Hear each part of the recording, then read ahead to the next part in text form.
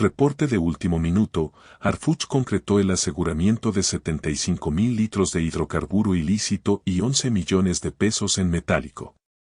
Nexos directos con un actor político que vuelve a sacudir la estabilidad nacional. El caso Alito Moreno no constituye un rumor ni una simple filtración. Es una intervención federal con apoyo de las Fuerzas Armadas, peritos y un peligro inminente de deflagración. Capital acumulado como reserva secreta de la impunidad en tierras campechanas que hoy despierta entre el hedor a combustible crudo y prácticas de corrupción sistémica. La atmósfera se sentía metálica, densa, en un complejo oculto cuya dirección se mantuvo reservada por protocolos de inteligencia. Unidades federales irrumpieron conscientes de que cualquier chispa accidental representaba un riesgo mortal. Gasolina sin refinar, componentes químicos volátiles y 75.000 litros despojados al patrimonio público, a la salud y a la infraestructura. Mientras la población padece precios de combustible al alza. 11 millones de pesos en papel moneda descansaban ahí. Recursos ajenos al escrutinio del SAT con el sello del huachicol. Esta operación no fue producto del azar. Existió una labor de inteligencia previa, un punto de extracción ilegal detectado con antelación por uno y un rastreo discreto que derivó en este impacto. Remolques, unidades de transporte y sistemas de bombeo permanecían dispuestos para continuar con el saqueo. Sin embargo, lo que activó la alerta en todo el territorio no fue solo el volumen del combustible, sino la denominación que figuraba en los expedientes. EMC Mining Systems ACDCB, una entidad con fachada de legalidad. Al inspeccionar minuciosamente dicha organización, lo que aparentaba cumplimiento normativo expuso una realidad alarmante. El apoderado legal es Emilio Gabriel Moreno, hermano del dirigente nacional del PRI, Alejandro Alito Moreno. En ese punto la trama escaló de dimensión, pues ya no se trataba de un robo de ductos ordinario, sino de tramas familiares, consorcios fantasma y flujos financieros. Con 11 millones de pesos en efectivo circulando mientras la nación padece carencias. Un remolque fue interceptado mientras era custodiado como si portara valores preciosos. Un vehículo Chevrolet que escoltaba el cargamento con 2 individuos a bordo. Ninguno pudo ofrecer una explicación lógica. El conductor tampoco pudo hacerlo.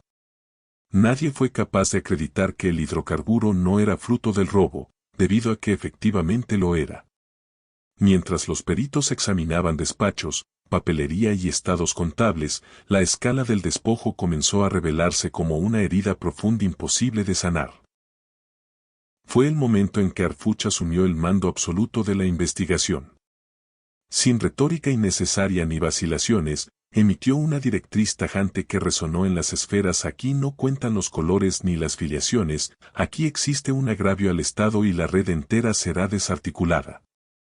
Pero este era solo el preámbulo, pues si ese día confiscaron 75.000 litros, la duda era inevitable. ¿Cuántos millones más habrían sustraído durante años de total impunidad? Los hechos no ocurrieron en la franja fronteriza ni en instalaciones clandestinas en la sierra. Sucedía en Campeche, en una región del sureste aparentemente en calma, tierra de vegetación densa, mareas bajas y crudo profundo. No obstante, ese día el oxígeno era distinto, irritaba las vías respiratorias, despedía olor a nafta virgen, a solventes capaces de destruir mecanismos mecánicos y controles fiscales. Lo que simulaba ser un centro industrial era en realidad un nodo de huachicol encubierto. Los datos geográficos precisos se mantuvieron bajo sigilo, incluso ante la prensa regional. Lo irrefutable era que el sitio contaba con capacidad para desplazar decenas de miles de litros diariamente. 2 sistemas de trasvase, 6 unidades pesadas, un depósito de gran capacidad y un transporte articulado trabajaban sin descanso. Todo operaba con exactitud, todo operaba al margen de la ley. Un ente invisible que llevaba ciclos consumiendo recursos sin detonar sospechas. Mientras el personal experto en residuos peligrosos inspeccionaba válvulas y ductos, surgió un detalle: se halló un exceso de registros y un orden administrativo impropio de una actividad clandestina. Documentación reciente, rúbricas vigentes, certificaciones electrónicas y un título que se repetía en cada convenio y Camp EMC Marine Systems. El hallazgo ya no sugería un incidente fortuito, sino una logística diseñada con meticulosidad. El comandante a cargo detuvo la inspección y ordenó una verificación inmediata en los archivos tributarios. Allí brotó el nexo que nadie preveía ratificar de forma tan inmediata. El responsable legal de la firma era Emilio Gabriel Moreno, hermano de Alejandro Alito Moreno, líder nacional del priismo, legislador. En ese instante, la carpeta dejó de ser un asunto logístico para tornarse en una crisis política de envergadura nacional. Pero el relato no concluía en ese. Alito Moreno ya sorteaba litigios en el Palacio Legislativo y existían gestiones activas para remover su inmunidad procesal. La Fiscalía local lo señalaba por supuesto malversación de fondos, desvío de capitales y tráfico de influencias. El hidrocarburo sustraído no representaba un evento aislado, estaba vinculado a un tejido político amparado por décadas. En el exterior del inmueble el clima se tornó tenso. Los reporteros buscaban información mientras una aeronave de reconocimiento patrullaba el área. Se percibía un malestar generalizado. Esto ya no representaba una incautación ordinaria, era un detonante político.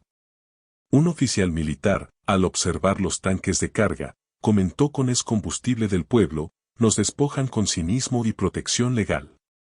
Al interior de la propiedad la inquietud crecía y cada evidencia confirmaba que el descubrimiento sacudiría los pilares del poder.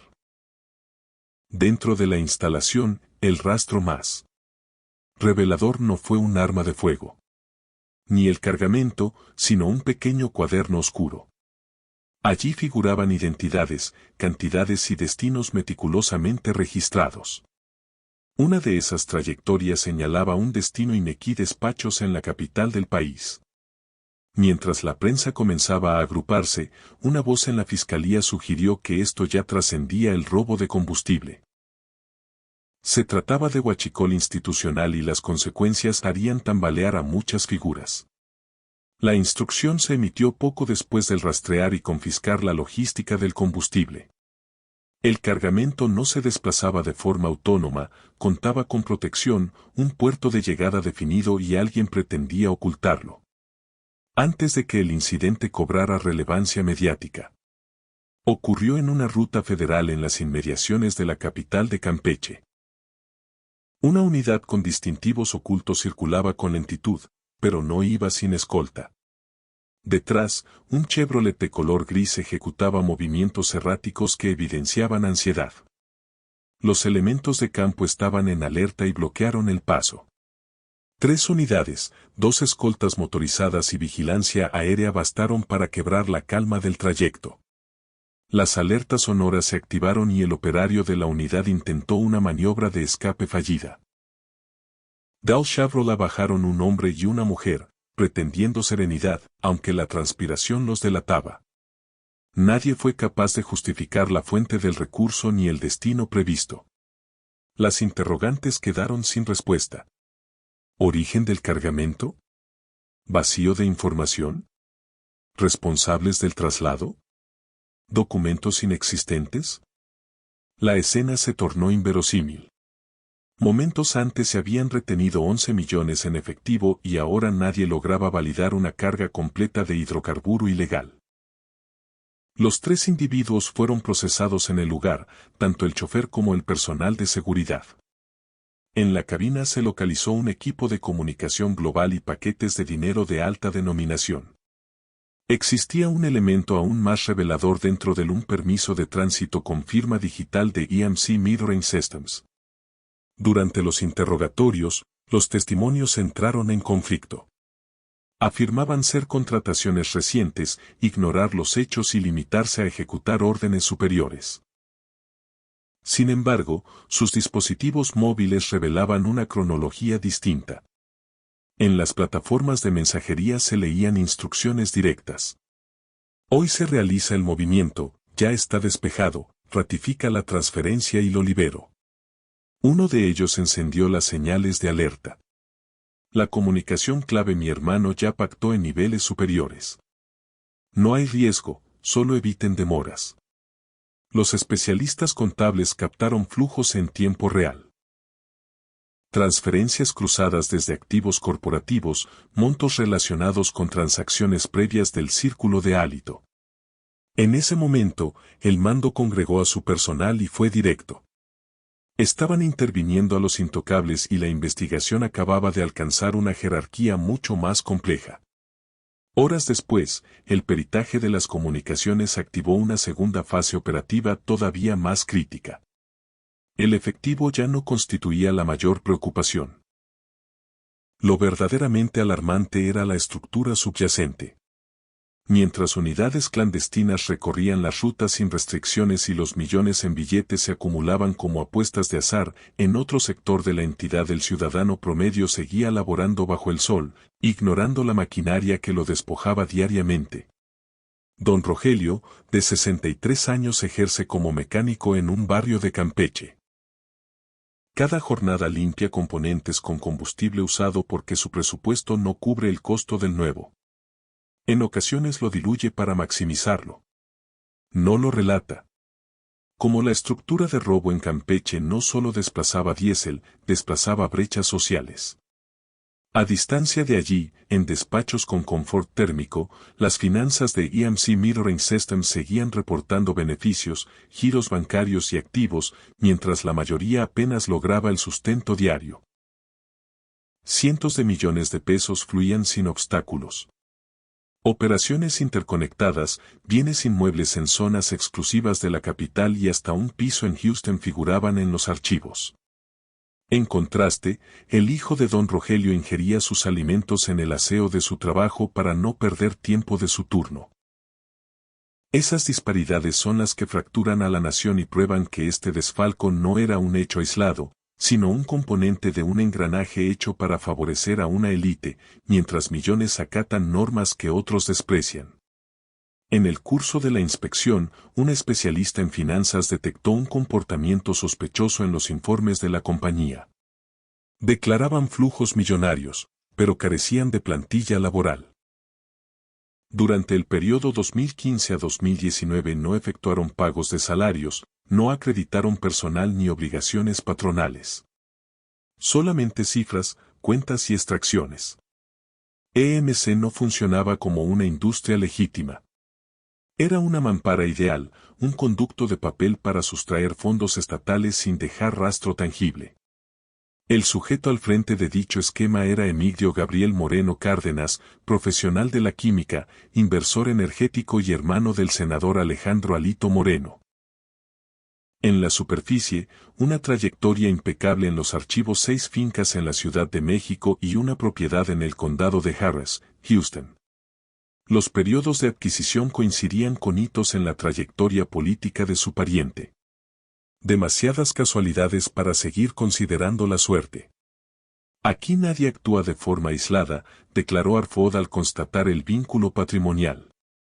Pero tampoco nadie goza de inmunidad frente al Estado. Lo que prosiguió, dejó de ser una sospecha para tornarse en evidencia.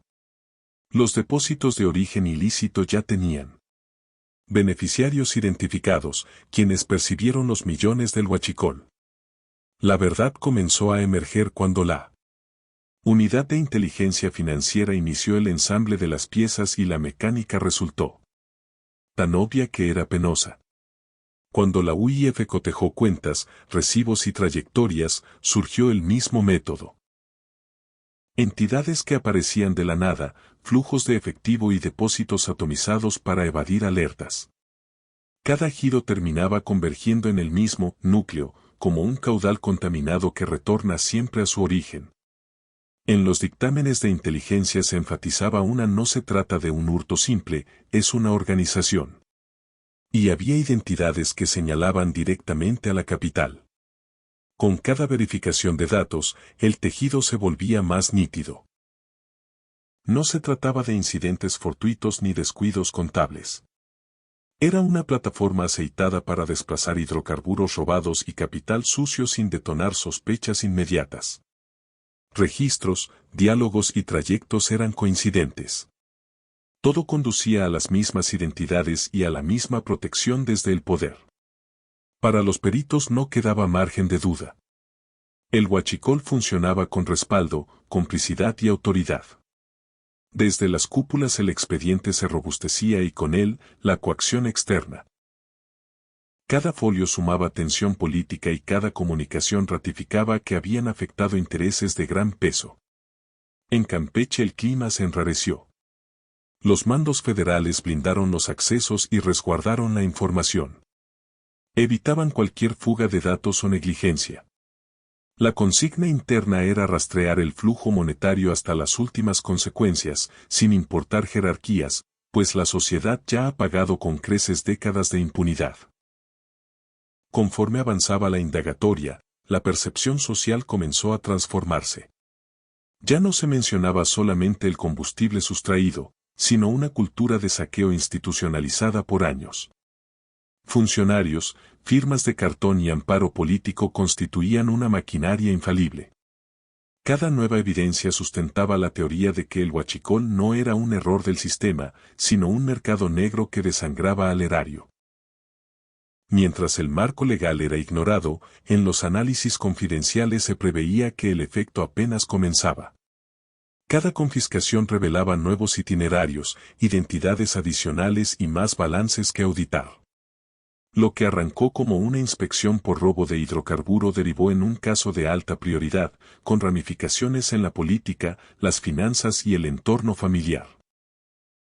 Para el personal operativo, el desafío ya no consistía solo en la retención, sino en evidenciar cómo el despojo de combustible mutó en un negocio blindado. Por años.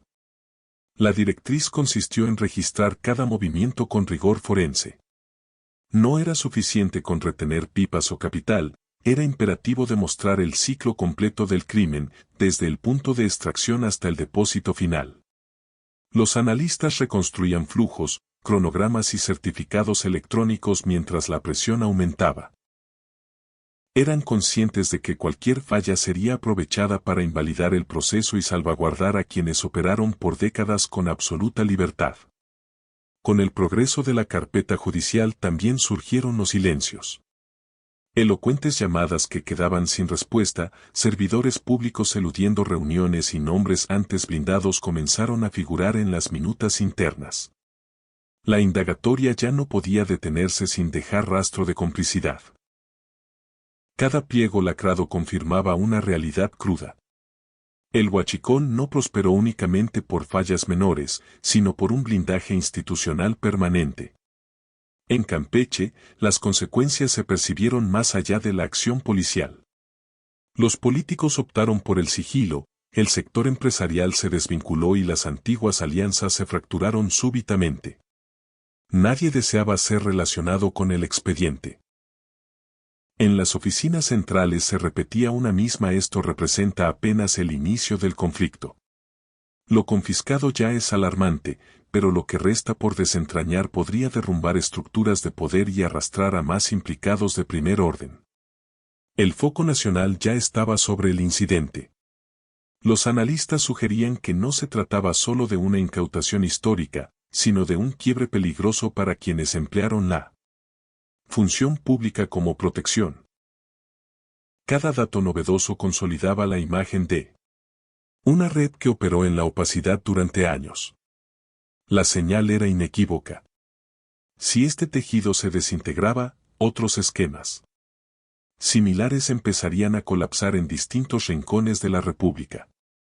Al interior de los departamentos de inteligencia, la carpeta ya era de alta peligrosidad, no solo por los volúmenes recuperados, sino por los nombres que aparecían con una frecuencia inusual. Cada contraste de información ratificaba que el despojo de recursos no era producto de la improvisación sino una gestión continua, amparada y dotada de recursos con exactitud. Para muchos, este caso establecía un hito en el combate contra el huachicol de cuello blanco. Voces vinculadas a la investigación indican que las próximas acciones se centrarán en auditorías financieras y nuevas diligencias. La urgencia radica en inmovilizar capitales, asegurar propiedades y bloquear los mecanismos legales empleados para el lavado de activos. El expediente ya vincula trayectos, cronologías y firmas electrónicas. Si la estructura cae íntegramente, el golpe no será meramente financiero, será un impacto político y de gran valor simbólico. Debido a esto, el sigilo es absoluto y el resguardo de las evidencias se vigila con rigor. En los corredores gubernamentales se discute sobre un expediente que no admite soluciones parciales. Cada hallazgo expande el conflicto y cada identidad arrastra vínculos adicionales. El suceso de Campeche evidenció que el combustible robado no solo circula por tuberías, también transita por despachos, balances bancarios y compromisos políticos. Para quienes investigan, interrumpir la labor ahora significaría conceder espacio para que la organización se recomponga en la sombra. Mientras la carpeta continuaba nutriéndose, el principio rector seguía inalterable. No divulgar, no pactar y no ceder. Cada avance debía ser defendible ante los juzgados y la sociedad civil. El caso ya había rebasado un límite crítico al afectar intereses de cúpulas políticas y financieras. En Campeche se demostró que el robo de combustible no es solo un asunto técnico, es un agravio que vincula jerarquías, recursos y omisiones estatales. Para el alto mando responsable el mensaje fue drástico. Esta investigación debía alcanzar su etapa final, sin excepciones, no tenían peso los linajes ni los cargos actuales. Cada evidencia recaudada fortalecía el relato de un despojo sistemático que sobrevivió por años. Bajo el ala del poder. Campeche se tornó en emblema de una situación mayor, una prueba de cómo la ilegalidad puede infiltrarse en la institucionalidad y funcionar sin trabas mientras la nación absorbe el perjuicio. El eco del operativo ya superaba los límites locales. En los paneles de debate se hablaba de una investigación modelo que podría trasladarse a otras entidades. La duda central dejó de ser el volumen de lo robado y se centró en quienes fueron los facilitadores. Con cada paso, el expediente ratificaba que el huachicol institucionalizado no surge de la nada. Se edifica con negligencias, privilegios y una cadena de encubrimientos que hoy comienza a desmoronarse. Con el caso ya en esferas centrales, el paso subsecuente resultaba determinar responsabilidades por omisión deliberada, complicidad y blindaje gubernamental. No bastaba con detener a los operarios, era crucial entender quién avaló que la organización se expandiera sin resistencia. Cada firma faltante, cada inspección evadida y cada alarma desactivada eran parte de la misma trama. El robo de hidrocarburos no florece en el vacío, requiere del silencio de los mandos superiores para persistir. En Campeche, la ausencia de declaraciones comenzó a ser más notoria que el ruido del operativo. Nadie quería emitir comentarios, pero todos comprendían la escala del asunto. Lo que inició como un operativo rutinario ya señalaba a jerarquías superiores. Cada negligencia asentada en actas reforzaba la idea medular. El robo de combustible persistió porque existió amparo, anuencia implícita y una red de beneficios que normalizó el desfalco. Mientras el marco legal era ignorado deliberadamente a escala nacional, el asunto comenzó a citarse como el ejemplo de lo que sucede cuando la corrupción se vuelve estructural. No representó una falla aislada ni un error de sistema. Fue una secuencia de omisiones que permitió que el robo creciera con fachada de legitimidad.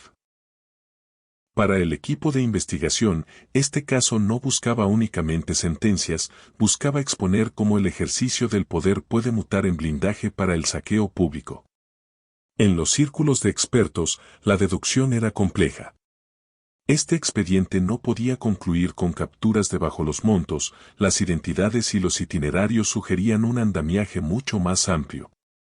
El robo de hidrocarburos dejó de ser visto como un crimen común y se redefinió como un esquema de macrocorrupción financiera.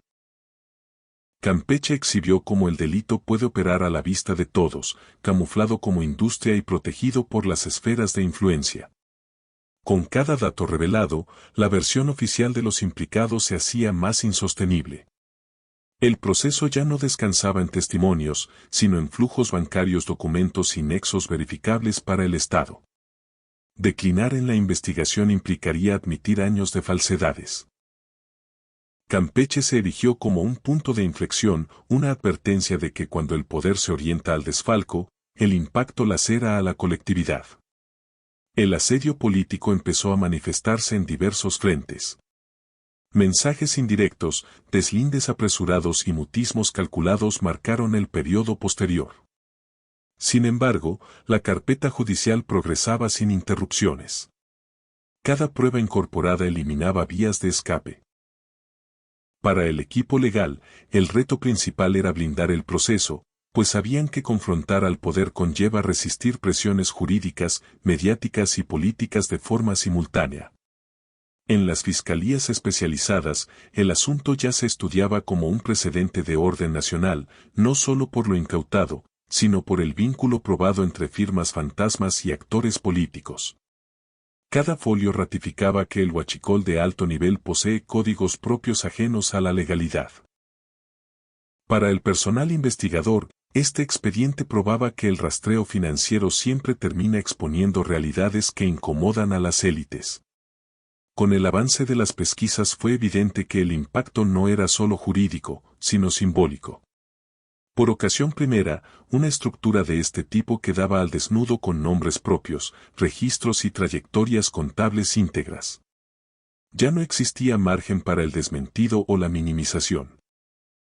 Campeche fue el espejo de una crisis donde el saqueo prosperó al amparo de la protección política, las empresas de fachada y el silencio de años. Bajo este panorama, las jerarquías judiciales asumieron que el desenlace debía ser contundente. No era suficiente con exhibir la red, era vital desmantelar su capacidad de regeneración. Auditorías integrales, bloqueo de activos y monitoreo de propiedades se pusieron en marcha.